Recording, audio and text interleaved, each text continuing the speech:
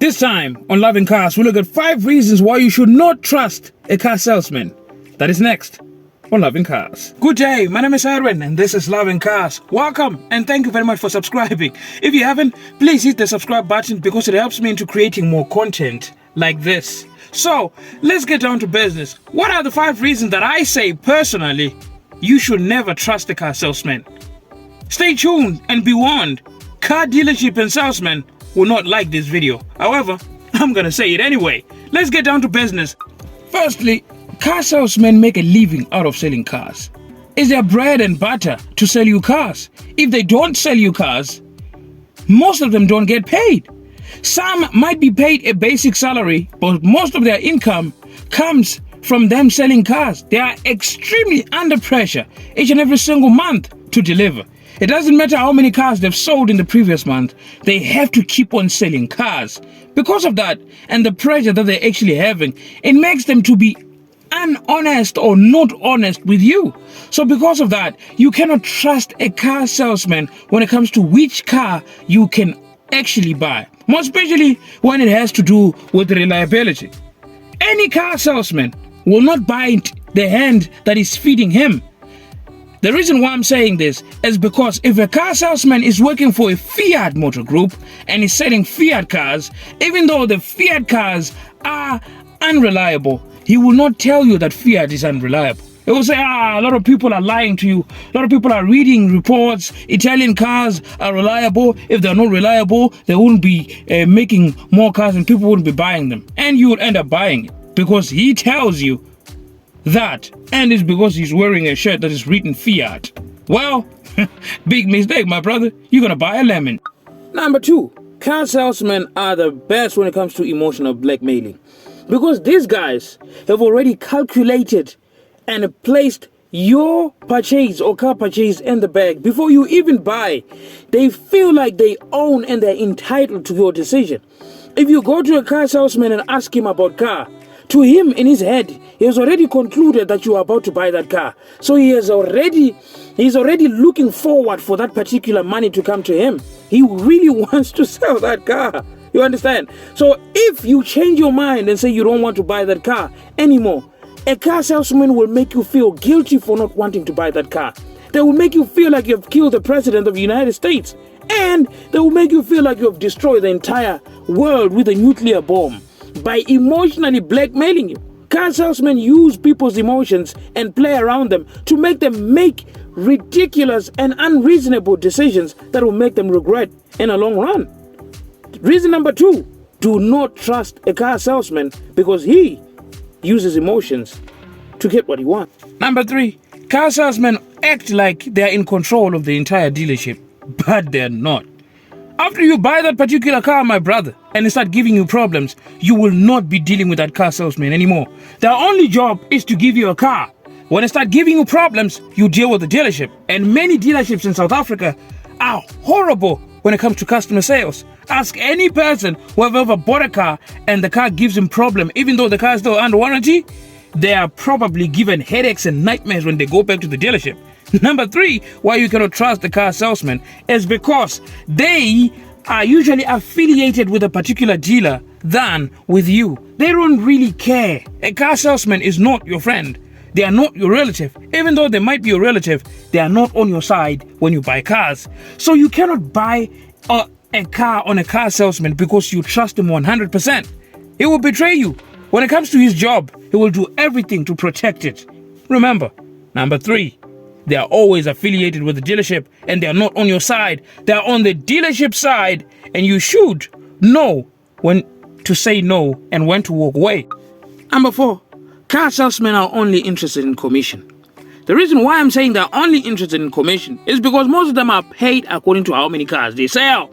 And if you sell less than 5 cars a month, boy, brother, you're in trouble. You'll be getting less paid and you'll be treated like a horrible person in the dealership. Plus, there's a serious competition in many dealerships in South Africa when you're working there. So in order for you to make serious pay, you must sell cars. And when they're selling these cars, in order for them to make another commission, there's what we call dealership commission money. This is the type of money that is sent by the bank to the dealership.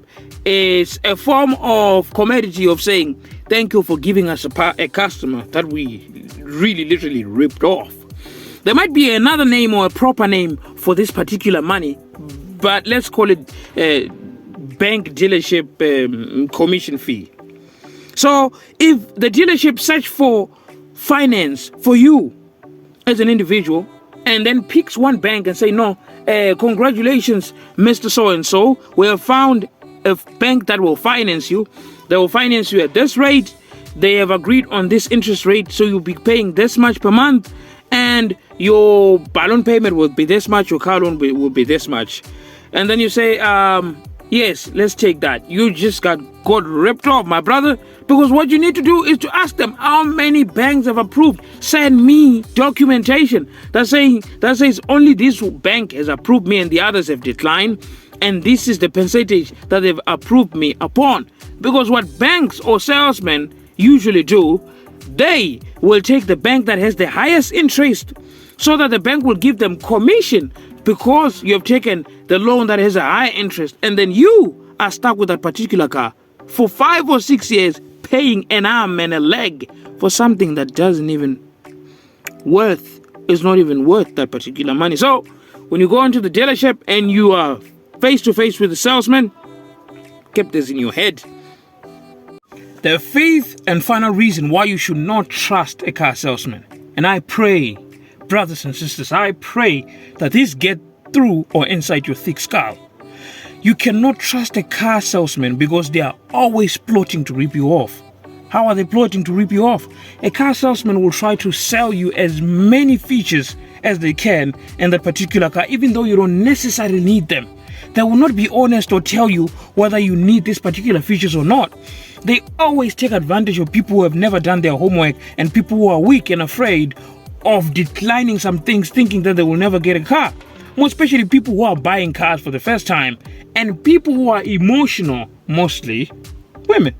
I'm not saying men are not emotional. We are emotional. I mean, everyone is emotional. But women's, usually their world must revolve around emotions. So if you are able to trick them into making them feel emotionally secured, then you can manipulate them like car salesmen do. So they are more likely to rip you off with smash and grab, extra tint, tire and rim cover, the dent cover, all these things that you don't even need. So if you go to a dealership and you want to buy a car, just tell them, no, I'm here to look at the cars. I don't really have money.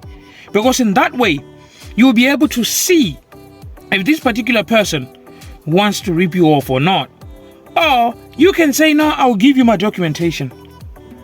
I don't have them. I left them in my house. If he says, no, we can even get inside my car now and get your documents, that person is desperate to sell you a car. Walk away, he'll rip you off. And if that particular person says, no, don't send your applications elsewhere, don't go to other dealership, it will affect your credit score. I understand that it will affect your credit score, but it will not affect your credit score instantly. It will affect your credit score in the following month, and it will take probably 2 or 3 months for you to recover. So when you're buying a car, do not be that desperate. Be prepared to walk away and shop around. First of all, when you're going to a dealership, ask for the price of the car. Negotiate on the price of the car before you start telling them that you're asking for bank finance. So if you are able to do that, you might be able to escape the trap of the car salesman. Ladies and gentlemen, that's exactly what I had for you on Loving Cars today. For more awesome videos like this, stay tuned to Loving Cars. Bye-bye.